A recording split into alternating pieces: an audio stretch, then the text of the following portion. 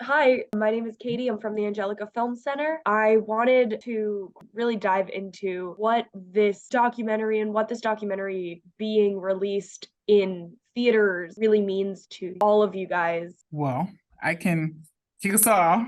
Um, yeah, I think it's kind of interesting and wild at the same time that there have been people, friends, people who I haven't talked to in a while, being like, Saifa, I just saw you on the trailer at the movie theater. Um, and I think that this could be a very powerful introduction to people who may not have been exposed to intersex issues otherwise.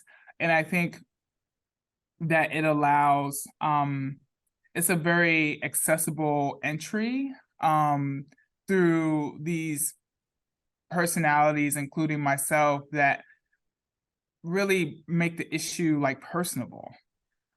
So yeah, those are my immediate thoughts.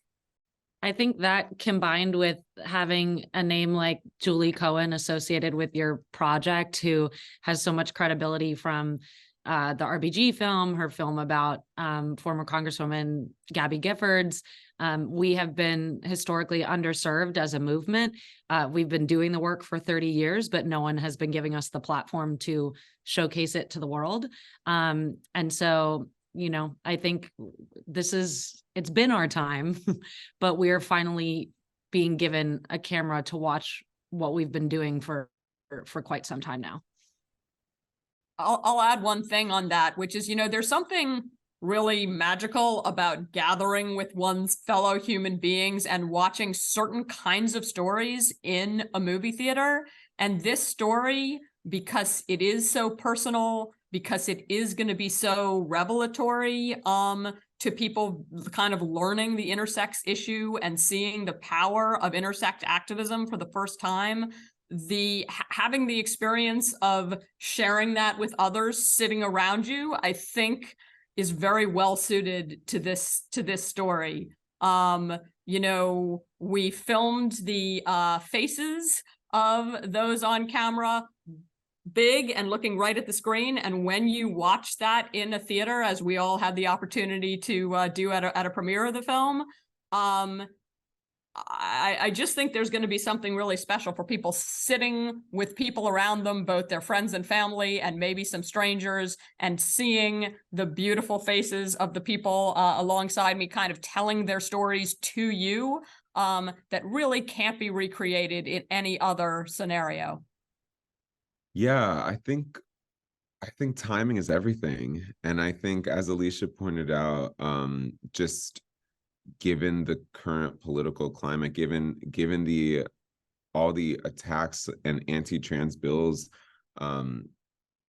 happening right now in the country, it's just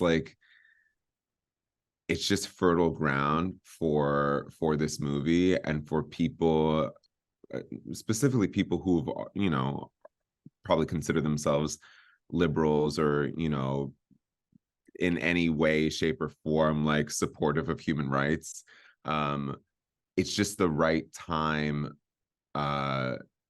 for the intersex agenda to finally get across in a way that, like Julie said, is accessible and can. I just think people are ready. I just think the world is ready.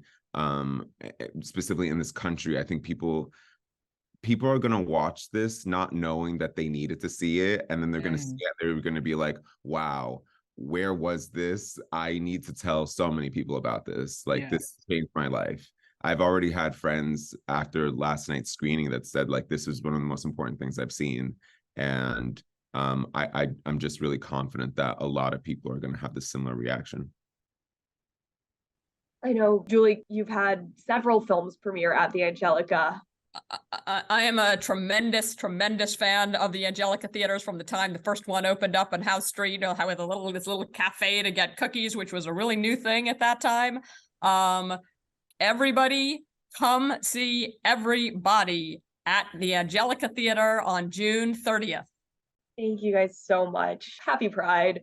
Happy Pride. Happy Pride.